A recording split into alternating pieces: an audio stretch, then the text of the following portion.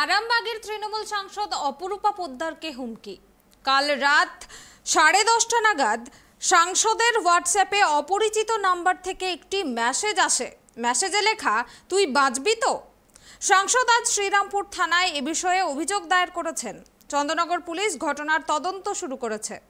শেওড়াফুলির এক ব্যক্তিকে জিজ্ঞাসাবাদ করছে পুলিশ, যার নাম অম্লান দত্ত।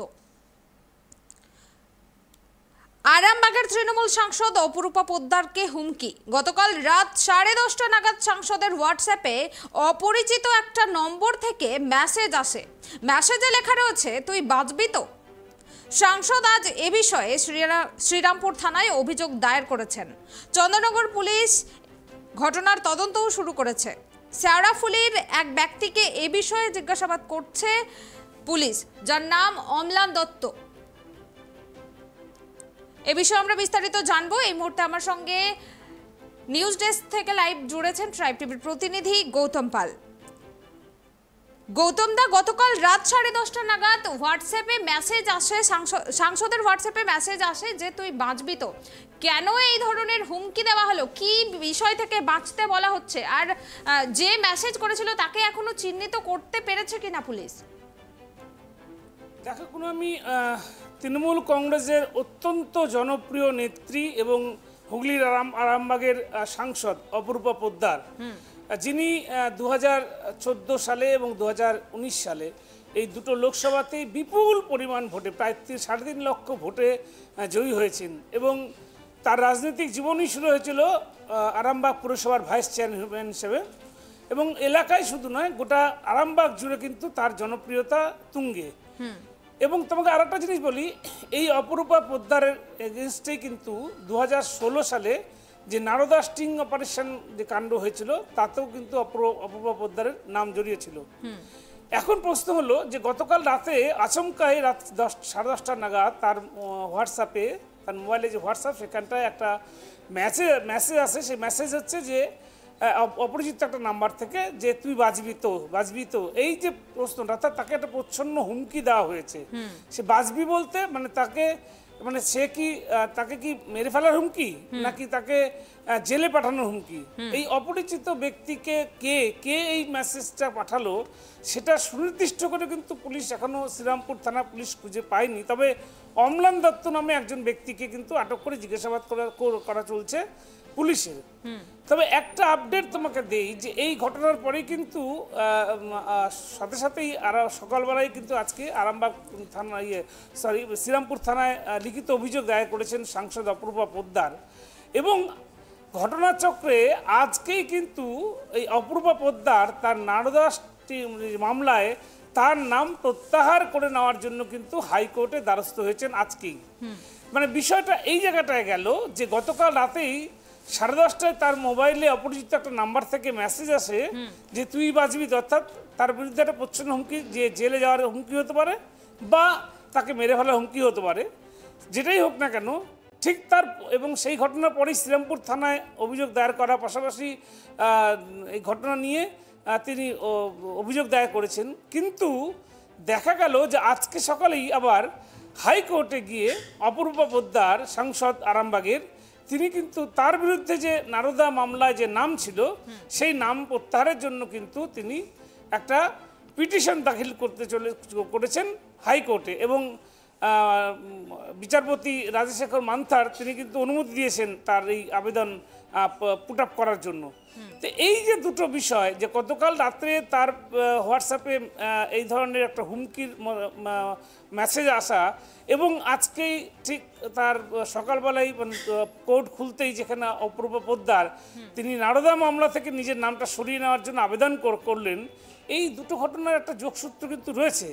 যেটা বোঝা যাচ্ছে যে নারদা মামলায় টেস্টিং অপারেশন হয়েছিল, সেই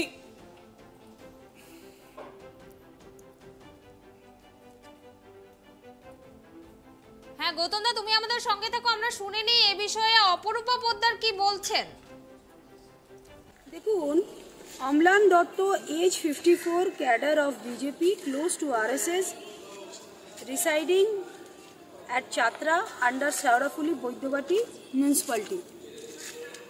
এই অম্লান দত্তর মাধ্যমে বিজেপি আমাকে টার্গেট করে ভাবছে যে আমাকে ধমকাবে, আমি তাতে ভয় পাই না এবং আইনের মতো ব্যবস্থা নেব। কেন কেন সেটা তো সে বলতে পারবে, সে কি থ্রেট দিয়েছে, কেন দিয়েছে, টোটালটাই অম্লান দত্তই বলতে পারবে। কি লিখেছে আপনাকে? সেটা আমি আমার অথরিটিকে, পুলিশ প্রশাসনকে দিয়েছি, তারা তাদের মতো ঠিক অ্যাকশন নেবে, এটা আমার। আপনাকে মেসেজটা করলো কেন? দেখুন, আমি একটা কথা বললাম না যে আমি কাউকে ভয় পাই না, আমি মমতা ব্যানার্জির দল করি আর আমার নেতৃত্বে আমরা লড়াই শিখেছি।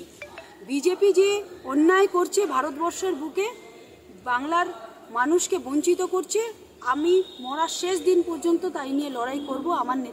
আমার নেত্রী মমতা বন্দ্যোপাধ্যায়ের পথকে অনুসরণ করে, অভিষেক বন্দ্যোপাধ্যায় সর্বভারতীয় সাধারণ সম্পাদকের নির্দেশিকাকে সামনে। শুভেন্দুর সঙ্গে যে একটা টুইটার বিতর্ক চলছে, এই জন্য কি এটা হতে পারে বলে মনে করছেন? Suvendu is nothing. কারণ হচ্ছে মমতা ব্যানার্জির ছত্রছায়ায় সে ফুলে ফেপে উঠেছিল। একটা কথা জেনে রাখবেন, মমতা বন্দ্যোপাধ্যায় ছিল বলে আজকে শুভেন্দু তৈরি হয়েছিল, ঠিক আছে? আর উনি সোশ্যাল মিডিয়ায় টুইট করতে বেশি ভালোবাসেন, কিন্তু প্রকাশ্যে এসে বাপের বেটা নন যে সে ডিবেট করতে পারে, কারণ তার কাছে তথ্যই নেই।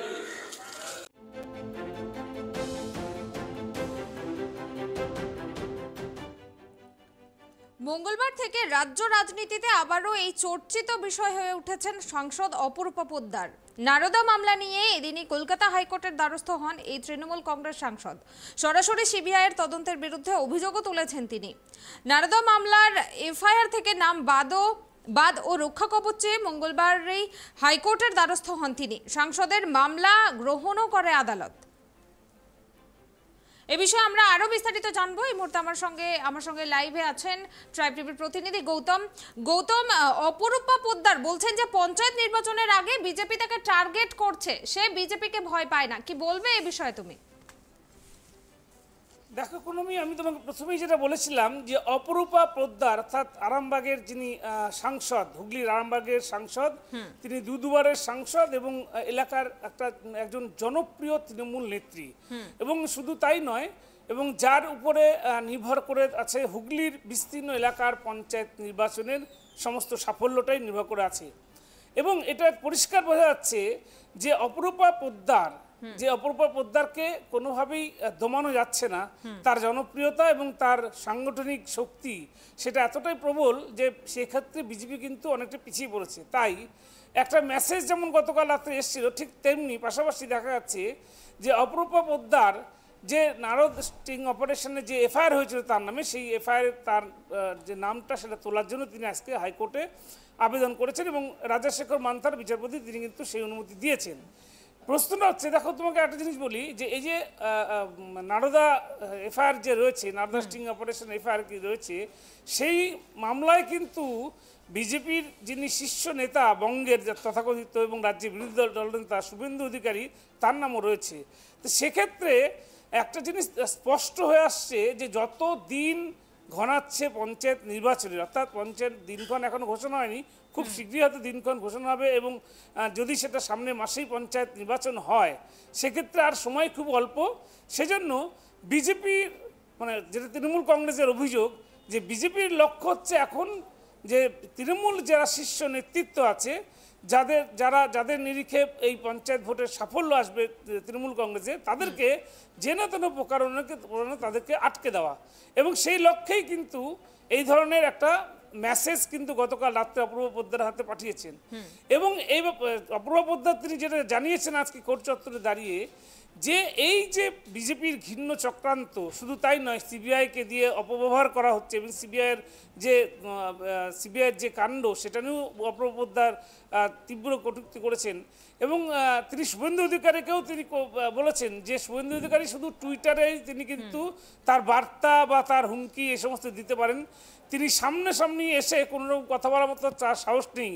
অপূর্ব পোদ্দার এটা বলেন যে আজকে মমতা ব্যানার্জির জন্যই শুভেন্দু অধিকারী রাজনীতির এই উত্থান, এটা উল্লেখ করে দেন। খুব স্বাভাবিকভাবেই কুনামি, পঞ্চায়েত নির্বাচন যত এগিয়ে আসছে এরকম রাজনৈতিক তরজা কিন্তু আরও আমরা আগামী দিনে দেখতে পাবো। কেননা নির্বাচন এলেই তুমি জানো এটা হচ্ছে গ্রাম বাংলার দখলের লড়াই, যেক্ষেত্রে মরিয়া হয়ে উঠেছে বিজেপি গ্রাম দখলের জন্য। আর তৃণমূল চাইছে তাদের এই জমি রক্ষা করার জন্য। ফলে কিন্তু একটা মানে রাজনৈতিক মানে অস্থিরতা সেটা তুঙ্গে থাকবে এবং রাজনৈতিক প্রতিহিংসা চরিতার্থ করার জন্য এই ধরনের অভিযোগ, পাল্টা অভিযোগ এটা কিন্তু চলতেই থাকবে। ফলে আরও অনেকের বিরুদ্ধে হয়তো এই ধরনের অভিযোগ বা হুমকি আসবে, এটাই ভাবা যেতে পারে। তবে পরিস্থিতি যে আরও উত্তেজনাপূর্ণ হবে, আরও যে রাজনৈতিক অস্থিরতা হবে, এটা নিয়ে কোনো সন্দেহ নেই। পুনামি, ধন্যবাদ গৌতম। আপনাদেরকে আরও একবার জানিয়ে রাখি, আরামবাগের তৃণমূল সাংসদ অপরূপা পোদ্দারকে হুমকি ভরা মেসেজ হোয়াটসঅ্যাপে। জানা গিয়েছে মঙ্গলবার রাত 10:30 নাগাদ সাংসদের হোয়াটসঅ্যাপে অপরিচিত নম্বর থেকে একটি হুমকি মেসেজ আসে। তাতে লেখা, তুই বাঁচবি তো। বুধবার সকালে সাংসদ শ্রীরামপুর থানায় এ বিষয়ে অভিযোগ দায়ের করেন। চন্দননগর পুলিশ ঘটনার তদন্ত শুরু করেছে ইতিমধ্যেই। বুধবার সকালেই শেওড়াফুলির এক ব্যক্তিকে চিহ্নিত করেছে পুলিশ, তাকে জিজ্ঞাসাবাদও করা হচ্ছে। অপরূপা পোদ্দার দাবি করেছেন অম্লান দত্ত নামে বছর 54 এক ব্যক্তি তাকে এই মেসেজটি করেছে। তিনি বিজেপির ক্যাডার বলেও উল্লেখ করেন।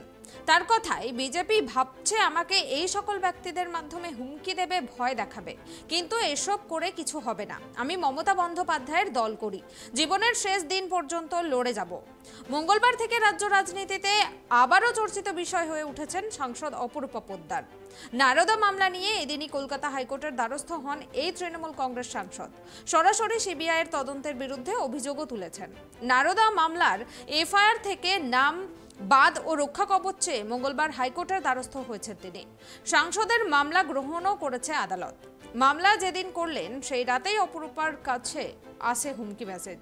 নিয়োগ দুর্নীতিতে সিবিআইয়ের হাতে তৃণমূল বিধায়ক জীবন কৃষ্ণ সাহা গ্রেপ্তারির পর টুইটে অপরূপা পোদ্দারকে খোঁচা দেন রাজ্যের বিরোধী দলনেতা শুভেন্দু অধিকারী। তিনি দাবি করেন অপরূপা পোদ্দার নিয়োগ দুর্নীতির সঙ্গে যুক্ত।